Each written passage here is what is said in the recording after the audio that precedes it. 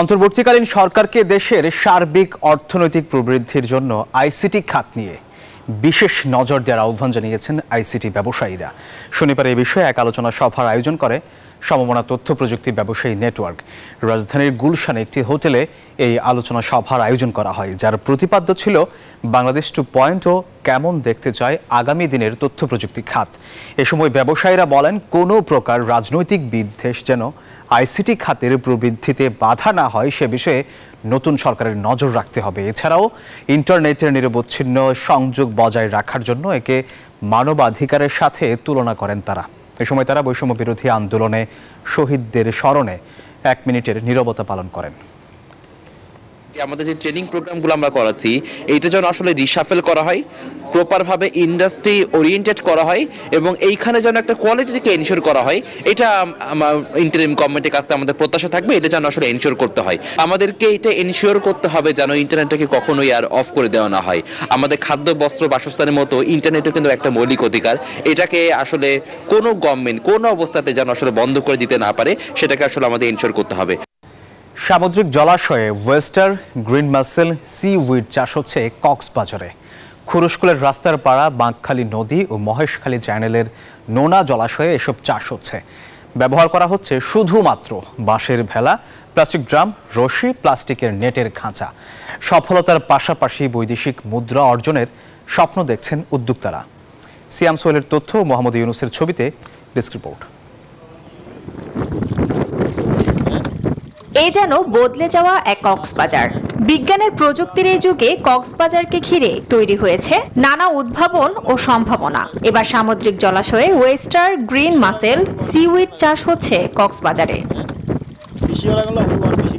2022 সাল থেকে সমন্বিত কৃষি ইউনিট মৎস্য খাতের আওতায় মেরিকালচারের অধীনে এই গ্রিন মাসেল, ওয়েস্টার ও সিউইড চাষ শুরু হয়েছে, যেখানে পল্লী কর্ম সহায়ক ফাউন্ডেশনের অর্থায়নে বাস্তবায়ন করছে ইন্টিগ্রেটেড ডেভেলপমেন্ট ফাউন্ডেশন।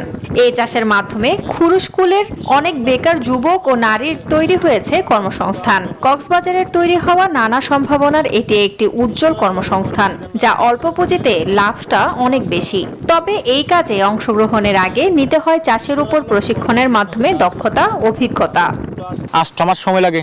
8 মাস পরে আমরা বিক্রি করি। মাজা বিক্রি করলে আপনার 450 টাকা, আর পিস হিসাবে যদি বিক্রি করেন আপনার 660 টাকা পরে। আমাদেরকে প্রথমে দিছে এই টাঙ্কি বাঁশ দিয়ে আমাদের ট্রেনিং করাইছে, মানে শেখাইছে। আর তো ইন্ডিয়া লই যাগো বাজারে তো দিই, বান্দরবন, কাকড়াছড়ি, কক্সবাজার, বারমুন মার্কেটে তো বেচা কিনা হয়।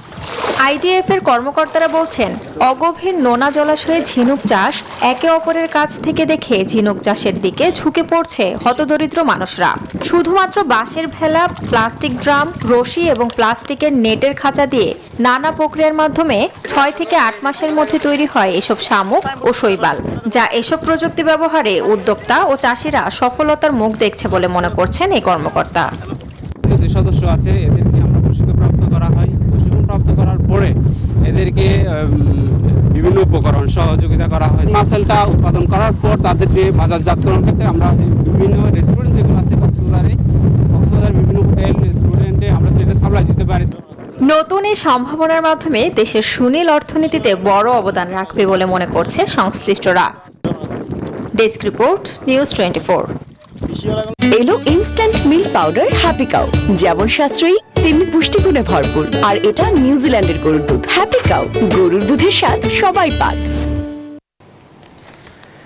যশোর শেখ হাসিনা সফটওয়্যার টেকনোলজি পার্কের নাম পরিবর্তনের দাবি জানিয়ে একে লাভজনক প্রতিষ্ঠান হিসেবে গড়ে তোলার আহ্বান জানিয়েছেন বিনিয়োগকারীরা। শনিবার দুপুরে পার্কের ভেতরে সংবাদ সম্মেলন করে এই আহ্বান জানান তারা। অভিযোগ করেন, পার্কটি সফল না হওয়ার জন্য আওয়ামী লীগ সরকারের ভ্রান্ত নীতি এবং তার সুবিধাভোগী টেক্সিটি কোম্পানি দায়ী। 350 কোটি টাকায় নির্মিত এই প্রতিষ্ঠানের রাজস্ব আয়ের 82% পায় টেক্সিটি ও 18% পায় পার্ক কর্তৃপক্ষ। বিনিয়োগকারীরা জানান, ন্যায্য অধিকার থেকে তারা বঞ্চিত হচ্ছেন। মুন্সিগঞ্জ সদরের একটি পাট গুদামে ভয়াবহ অগ্নিকাণ্ডে পড়ে গেছে প্রায় 200 মণ পাট। শনিবার দুপুর 1টার দিকে পৌরসভার কাটাখালী এলাকার এই ঘটনা ঘটে। ফায়ার সার্ভিস জানায়, স্থানীয় নূর হোসেন ব্যাপারীর পাট গুদামে এই অগ্নিকাণ্ড ঘটে। মুহূর্তের মধ্যে আগুনের লেলিহান শিখা পুরো গুদামে ছড়িয়ে পড়ে। খবর পেয়ে 1 ঘন্টার চেষ্টায় আগুন নিয়ন্ত্রণে আসে, তবে গুদামে থাকা প্রায় 200 মণ পাট পুড়ে যায়, তবে আগুনের সূত্রপাত জানা যায়নি।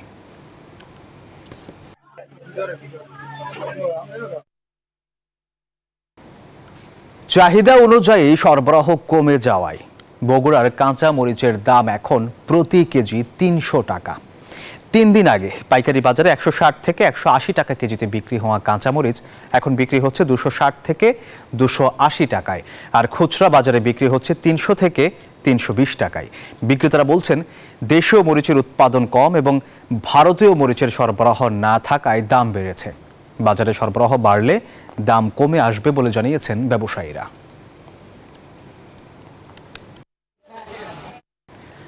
পাহাড়ের জমে উৎপাদিত বিভিন্ন ধরনের সবজিতে ভরা রাঙামাটির হাট। শনি ও বুধবার রাঙামাটির সড়কে বসে এই হাট। এতে বেচা কেনা হয় রাঙামাটির 10 উপজেলার পাহাড়ে উৎপাদিত জুমের সোনালী ফসল। সবুজ শাকসবজির পাশাপাশি থাকে নানা জাতের ফলও। পাহাড়িদের ঐতিহ্যের খাবারও পাওয়া যায় এখানে, আর ঢাকা ও চট্টগ্রামের বাজারেও চলে যায় এখানকার পণ্য।